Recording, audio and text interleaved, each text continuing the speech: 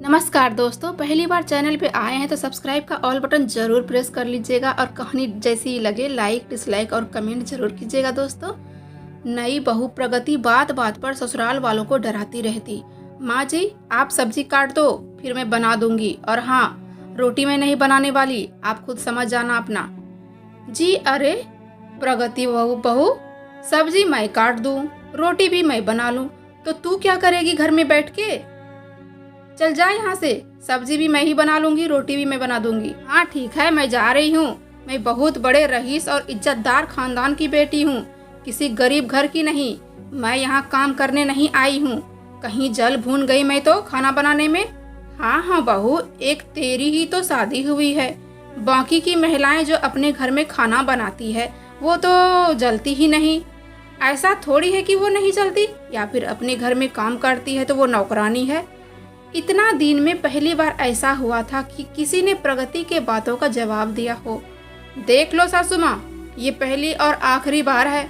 मैं आपकी बातें सुन रही हूँ, आगे से ध्यान रहे, आप मुझे कुछ मत कहना, समझ गई ना आप? नहीं तो वरना। इतना कहते हुए प्रगति वहाँ से चली जाती है। सासू माँ भी समझ नहीं आता कि आखिर ये कैसी बहू है, ये कहना क्या चाह रही है। तभी अम्मा अपने बेटे को जाकर सारी बात बता देती है। अरे माँ, ये क्या कह रही हो आप? प्रगति ऐसा कैसे कर सकती है? अभी तो वो इस घर के लिए नई है, अभी उसकी शादी हुई है और घर में आते ही ऐसी बातें करती है। अच्छा ठीक है, मैं उससे बातें कर लेता हूँ। हाँ हाँ बेटा, कर ले बात, या नहीं तो मुझे वृंदावन भेज दे। अरे माँ, मैं बात करता हूँ ना अपनी पत्नी से, आप इतनी क्यों घबरा रही हो? देखो प्रगति, हम लोग इस मोहल्ले के सबसे इज्जतदार लोगों में से एक हैं। आज तक मेरे घर में मेरी माँ से किसी ने ऊंची आवाज में बात नहीं की है, और तुम माँ को डराती रहती हो। देखो माँ की कितनी हालत खराब हो गई है, कितनी डरी हुई है। तो मैं क्या करूँ? मैं ऐसी ही हूँ, कान खोल कर सुन लो। अगर हमें काम करने को कहेगी ना तेरी माँ, तो मैं अपने आप को मार डालूंगी और एक लेटर लिख दूंगी और उन्हें जेल की हवा खिलाऊंगी सारी उम्र। सुन लो, तुम दोनों माँ बेटे को जेल की हवा खानी पड़ेगी। पवन इतना तो समझ जाता है कि बहुत गलत लड़की से मेरी शादी हो गई है, और बिना बताए वो अपनी ससुराल चला जाता है।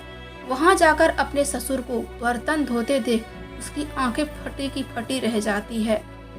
अरे ससुर जी, आप आज ऑफिस नहीं गए? अरे वो दामाद जी, आज थोड़ा कुछ काम था तो हमने ऑफिस से छुट्टी ले ली है। इतने में उनकी सासू माँ भी वहाँ आ जाती है। अरे दामाद जी, आप बैठिए ना, वो मेरी सहेली आ रही है ना, हमने घर पर एक किट्टी पार्टी रखी है, तो नौकरानी तो घर में है नहीं, तो हमने तुम्हारे ससुर जी को ही घर पर रख लिया। थोड़ा काम में हाथ बटा देंगे तो हमें सहूलियत हो जाएगी। सुनो सासू माँ, खैर जो भी हो, आपकी बेटी ने हम सब का जीना हराम कर रखा है। मैं ऐसे उनको अपने साथ नहीं रख सकता अपने घर में। उसे बुला लीजिए यहाँ, वरना। यह सुनकर पवन की सास भड़क जाती है। वरना? वरना क्या? वरना क्या कर लोगे तुम दोनों माँ बेटे? वो इतने में किसी को फोन लगाती है। कुछ देर बाद पवन की माँ का फोन आता है। अरे बेटा, तू कहाँ है? जल्दी से घर आ जाना। देखो ना, पुलिस आई हुई है घर पे, और वह कह रही है कि हम लोगों ने मिलकर बहू को जलाने की कोशिश की है। और माँ बहुत रोने लगती है। पवन, माँ इस तरह मत रोया करो आप। आपको तो पता है ना, मैं आपको रोता हुआ नहीं देख सकता। मैं जल्दी घर आ रहा हूँ। बस माँ, मैं आ ही रहा हूँ, आप रोना बंद कीजिए।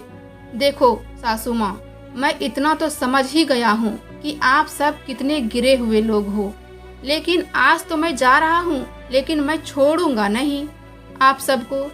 फिर पवन घर पहुँच जाता है, जहाँ उसकी बीवी आराम से बैठकर टीवी देख रही होती है, और दो पुलिस उसकी माँ को पकड़ कर बैठे हुए थे। तभी प्रगति कहती है, आ गए तुम, तुम्हारी माँ तो जेल जा रही है, हो सके तो तुम भी चले जाओ साथ में। तभी पवन किसी को फोन लगाता है और पुलिस को वहाँ से बुला लेते हैं, और पुलिस कुछ देर में वहाँ से चले जाते हैं। तभी माँ फूट फूट कर रोने लगती है। बेटा, हमें कहीं भेज दो बेटा, हमें नहीं रहना इस घर में, हमें कहीं भेज दो, इसके साथ नहीं रह पाऊंगी, ये बहुत गंदी बहू है।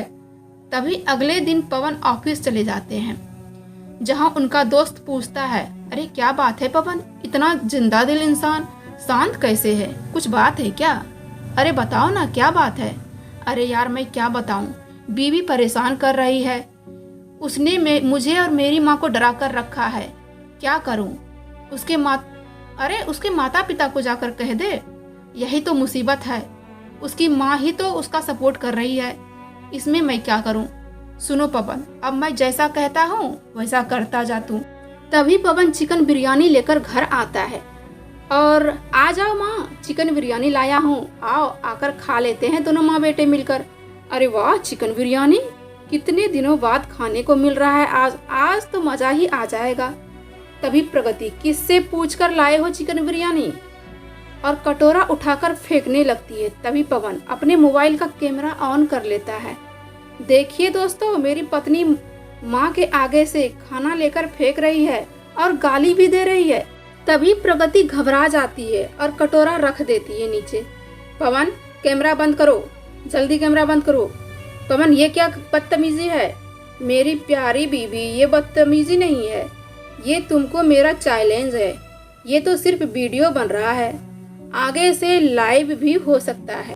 और तो और बीबी जी, आपको पता है इसमें पुलिस इंस्पेक्टर भी शामिल हैं। तभी पवन हंसने लगता है। देखो पवन, मुझे परेशान मत करो, मैं फांसी लगा लूंगी और तुम दोनों माँ बेटे को जेल की हवा खिलाऊंगी।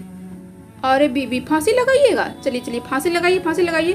तभी वो कैमरा ऑन कर देता है, लाइव है, कमेंट भी आना शुरू हो गया, चलिए फांसी लगाइए। इतना सब कुछ देखते ही प्रगति घबरा जाती है और चुपचाप बैठ जाती है। इतना तो तुम जान लो प्रगति, सोशल मीडिया के जमाने में किसी को बेवकूफ बनाना इतना आसान नहीं है। मैं तुम दोनों माँ बेटे को इतनी आसानी से नहीं छोड़ने वाली हूँ, तुम दोनों को सलाखों की हवा खिलाकर रहूंगी। मैं अभी माँ को फोन लगाती हूँ। हेलो माँ, मुझे आपसे कोई जरूरी बात करनी है। तभी प्रगति की माँ फूट फूट कर फोन पे रोने लगती है। सुन बेटा, मैं तुझसे एक बात बताना चाहती हूँ। आज तक तो हमने तेरे पापा को डरा धमका कर घर में रखा, काम काज सब करवाती रही, जबकि ये बाहर काम भी करने जाते हैं, नौकरी भी करते हैं, घर में पैसा भी लाते हैं। मैं हमेशा इनको धमकी दे देकर डरा कर रखी, लेकिन अब तेरे पापा बदल गए हैं बेटा। हर बात पर मेरे आगे कैमरा चालू कर देते हैं और कहते हैं इसमें पुलिस इंस्पेक्टर भी शामिल हैं। अरे क्या कह रही हो आप माँ? पवन भी वही कर रहा है यहाँ, अब मैं क्या करूँ? कुछ मत कर बेटा, बस भलाई इसी में है हम दोनों की, कि प्यार से अच्छे से काम काज घर में कर और मिलकर रह, वरना गुजारा नहीं है। अब हम दोनों का खेल खत्म हुआ बेटा। ठीक है माँ, ठीक है माँ, आप जैसा कहेंगी मैं वैसा ही करूँगी। अब से मैं सास के साथ अच्छे से व्यवहार करूँगी और प्यार से रहूँगी और अपने पति के साथ माँ। तो दोस्तों कहते हैं ना कि जब घी सीधी उंगली से नहीं निकले तो उंगली टेढ़ी करनी पड़ती है। तो बस वही है। आपको यह छोटी सी शिक्षाप्रद इमोशनल भरी स्टोरी कैसी लगी कमेंट में ज़रूर बताइएगा। हर हर महादेव, धन्यवाद।